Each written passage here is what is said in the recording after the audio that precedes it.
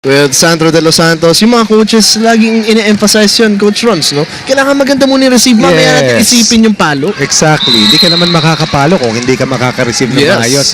And normally, that is what the coaches always remind their teams. Yung one good reception na tinatawag o one stop.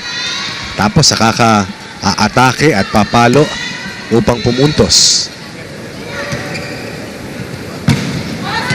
Oh, that's outside.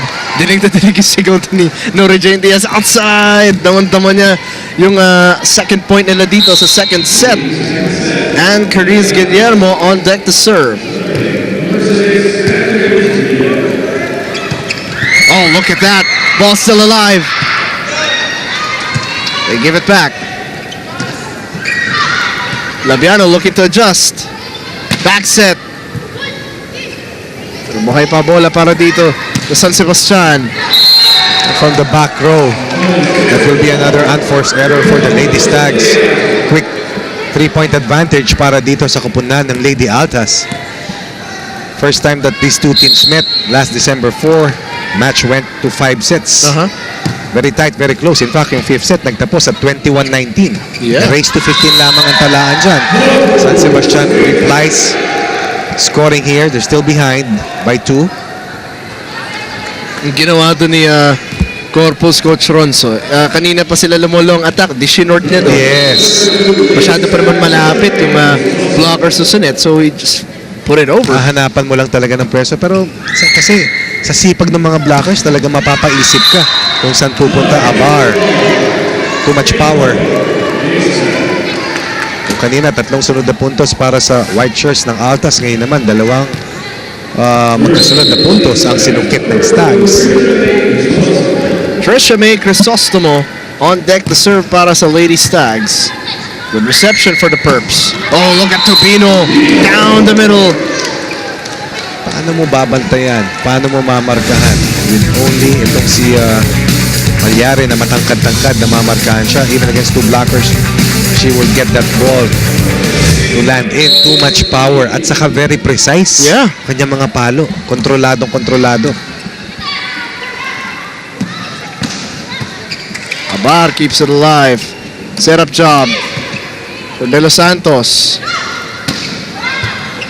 Oh, good tough dig. De Los Santos off the blocker. Good rally starting to develop. Oh, blockers anticipating that. Buhay pa bola para sa Lady Stags. Well read by Sartin. They went down the line. Verbano did, but she would not score.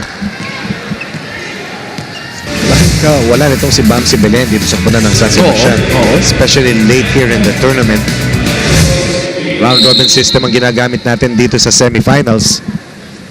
3 laro ang lalaruin, ang lalabanan ng EAC, Arellano, San Sebastian at Perpetual. Cross-court attack. It's too wide. Kita mo yung sinenyas ni Trisha Crisostomo dun kay I think on Labiano. Sabi niya, ito, wrist. Gamitin mo yung wrist. Mababa. Hindi palayo. Oo. 6-2 is the score. The Lady Altas, 4-point lead, 6 serving 2. And wow! Sabi ni Honey Royce Tubino, hindi lang ako pang spike. Kaya ko rin mag-service ace as she scores there. Binanggit ni kanina to na ayon kay Coach Clint Malazo, floor defense is so vital para sa kanila. Lalo na nasa kanila ang best digger sa liga. Season 87, yan ay si May Crisostomo. Oh, good adjustment. Medyo off-speed ng onte, confusing the defense and getting the point. I call that a sidewinder. That's perfect reply para dito sa Lady Stags. Would have been a 5-point lead or a 6-point advantage. It's a bullet by Corpus. Diaz. Set up job for the Lady Stags and that's in. Nobody communicating Sartin and Condada. Frozen sa kanilang defense. The 2 blockers were there. Ito yung sinabi mo, hindi na basta hataw, kundi placing ang hinanap. Corpus on deck to serve for the Lady Stags, trying to stay close laban dito sa Altas.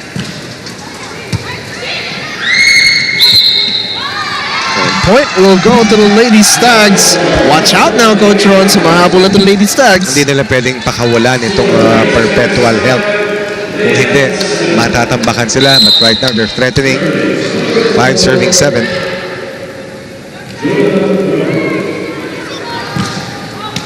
Oh, that's short. 8-5 ang ating score. University of